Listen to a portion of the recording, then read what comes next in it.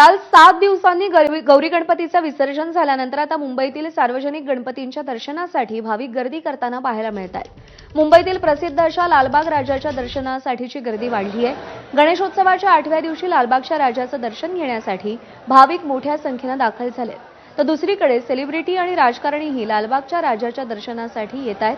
आढावा घेतलाय प्रशांत बढे यांनी। 7 दिवसाच्या आपल्या गणपती बाप्पाला निरोप देऊन भाविक जे आहेत ते आता लालबागच्या राजाच्या चरणी आलेले आहेत। आणि आपण जर बघितलं तर हजारोच्या संख्येने या ठिकाणी लालबागच्या राजाच्या दर्शनासाठी भाविक महाराष्ट्राच्या कानाकोपऱ्यामधून मुंबईमध्ये दाखल झालेले आहेत। खरं तर दरवर्षी आपण जर बघितलं तर 7 दिवसाच्या गणपतींचं विसर्जन झाल्यानंतर अशाच प्रकारे मोठी गर्दी जी आहे ती लालबागच्या राजाच्या चरणी पाहायला मिळते आहे। एकूण आपण जर बघितलं तर ही मुखदर्शनाची रांग आहे।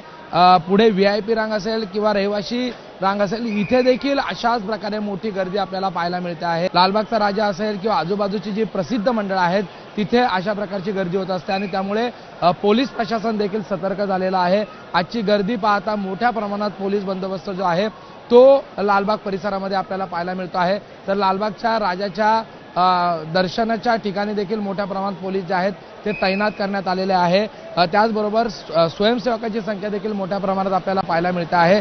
आणि एकूण आजची स्थिती बघितली तर आज मुंबईचा हा जो परिसर आहे तो भक्तांनी पूर्णपणे गजबजून गेलेला आहे आणि लालबागच्या राजाला मात्र नेहमीप्रमाणे मोठ्या संख्येने आपल्याला भाविकांनी गर्दी केलेली पाहायला मिळते आहे।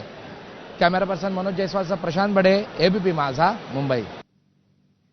आणि या बातमीसह ब्रेकफास्ट न्यूज मध्ये आज वेळ झाली इथेच थांबण्याची। थोड्याच वेळात